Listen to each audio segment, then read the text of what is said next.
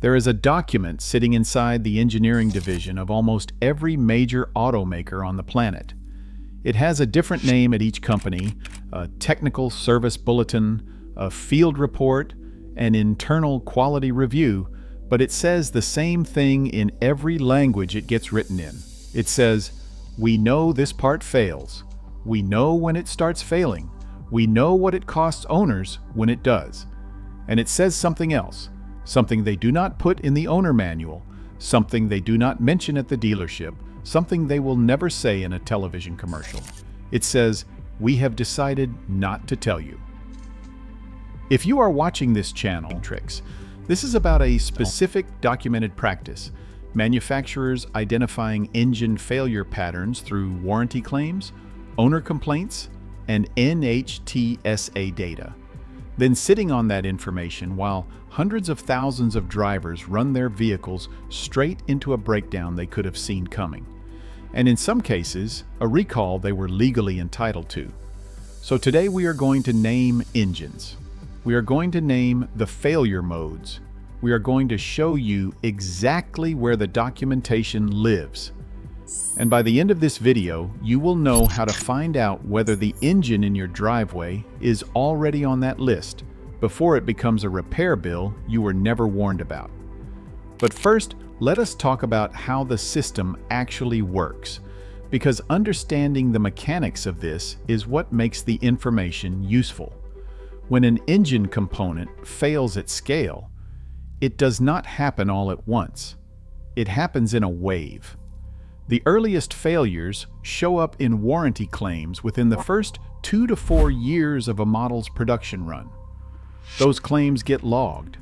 The manufacturer sees the pattern. Engineers document it. Legal gets notified. And then in most cases, a technical service bulletin gets issued, not a recall, not a public warning, but a quiet instruction to dealerships that says, "When this engine comes in with this symptom, here is the fix." The owner only finds out if they happen to bring the car in for something else. If they do not, they drive on, unaware, until the failure becomes catastrophic. NHTSA maintains a public database of every technical service bulletin filed in the United States. It also maintains a complaints database where owners report failures directly. The gap between those two databases, between what manufacturers have documented and what they have told the public, is where the story lives. Let us start with one of the most documented cases of recent years: the General Motors 5.3-liter V8 used across Chevrolet Silverado, GMC Sierra, Tahoe, Suburban, Yukon, and Cadillac Escalade models from 2014 onward. The engine's active fuel management system, GM's cylinder deactivation technology, has generated thousands of NHTSA complaints related to oil consumption, lifter failure, and in documented cases, catastrophic internal engine damage. GM issued multiple TSBs on the AFM system. They revised the fix more than once. They eventually introduced a new camshaft profile, but they did not issue a recall covering the earliest affected vehicles. Owners who brought their trucks in early enough and happened to ask the right questions got fixes. Owners who did not lost engines worth $4,000 to $8,000 to replace after the warranty expired, after the TSB window had passed, after GM had quietly moved on. But here is the conflict no one talks about openly. The reason manufacturers prefer TSBs over recalls is financial, not technical. A recall requires free repair for every affected vehicle, regardless of mileage or warranty status. A TSB is a repair instruction. The owner still pays unless they are under warranty, unless the dealer chooses to apply goodwill, unless they push hard enough and know enough to ask. The same failure, two completely different financial outcomes, and the manufacturer controls which path gets taken. Now let us look at a second case, because the GM situation is not an outlier. It is a pattern that repeats across brands and across price points. Ford's 1.5-liter EcoBoost 3-cylinder, used in the Escape and Fusion from 2017 onward, developed a documented coolant intrusion issue linked to an open-deck block design that allowed coolant to erode into the cylinder bores. Ford issued a TSB. Ford later extended the warranty on affected vehicles through Customer Satisfaction Program 21N12, a step that happens when the failure rate is significant enough that legal exposure becomes a factor. But the extension only applied to 2017 through 2019 escapes and fusions, covering 7 years or 84,000 miles from the warranty start date. Owners outside that window, driving the same engine with the same documented failure mode, were left to absorb the repair costs themselves.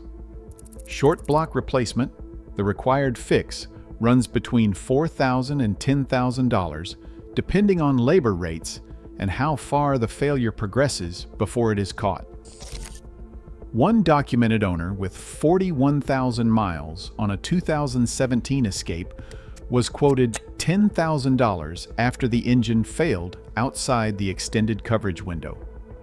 The pattern is the same: early failures, internal documentation, a quiet bulletin, a partial remedy, and a large group of owners who never got the memo. There is a third case worth naming here because it comes from a brand that markets itself specifically on reliability. And because Toyota has already run this exact playbook once on nearly 2 million vehicles, and the outcome tells you everything about how manufacturers decide when silence becomes too expensive to maintain. The engine is Toyota's 2.4-liter 4-cylinder, the 2AZ-FE used in Camry. Miles, owners Corolla began reporting consumption rates of a quart of oil every 1,200 miles, 4 to 5 times what any manufacturer considers acceptable. Toyota issued TSB bulletins. Toyota told dealers to perform oil consumption tests before authorizing repairs. Toyota denied coverage to owners who fell outside narrow warranty windows. And for years, Toyota's official position was that the consumption rate, as severe as it was, did not constitute a defect requiring repair. It was not until class action litigation, multiple suits across multiple states, that Toyota issued a warranty enhancement program covering approximately 1,940,000 vehicles, nearly 2 million.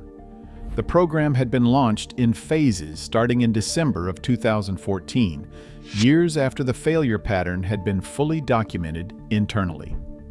Here is the line that matters. Toyota's threshold for triggering the oil consumption test, the test that determined whether a repair would be covered, was 1 quart of loss in 1,200 miles. Owners who came in at 1,300 miles between top-offs were turned away. The threshold was not an engineering standard, it was a financial one. That warranty extension is now closed, but the pattern it established is not. Anytime a manufacturer issues a TSB bulletins, then a warranty extension, then a class action settlement. In that sequence, you are looking at a company that knew, documented, delayed, and ultimately paid only when the cost of continued delay exceeded the cost of partial remedy. But here is what no one expected when researchers started cross-referencing NHTSA complaint data with class action filings. The timing of legal action almost always precedes a manufacturer's warranty extension or expanded TSB coverage. In the GMA-FM case, in the Ford EcoBoost case, in Toyota's earlier oil consumption settlements, the companies do not act until litigation creates enough financial pressure that a partial remedy becomes cheaper than continued defense.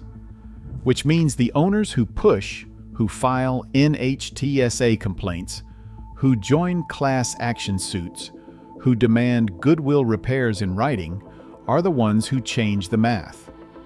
And the owners who assume the dealer will tell them if something is wrong are the ones who pay full price for a failure the manufacturer already knew was coming. So here's what you do right now, today, before this video ends.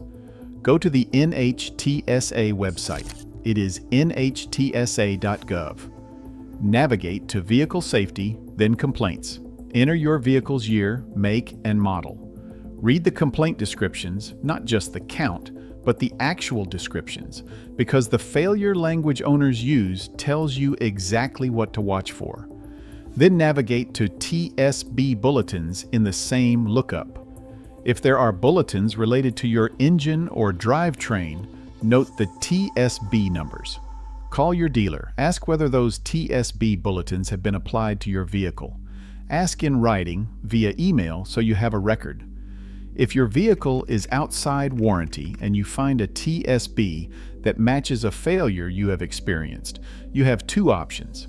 First, request goodwill coverage from the manufacturer directly, not the dealer, the manufacturer. Call their customer relations line. Reference the TSB number. Document everything. Second, check whether a class action exists for your model and failure type. A search of your vehicle plus the failure description plus class action will surface active and settled suits faster than any other method. If a settlement exists, you may be eligible for reimbursement even if you already paid for the repair. The manufacturers know what is in their TSB databases. Now you do too. The question is what you do with it.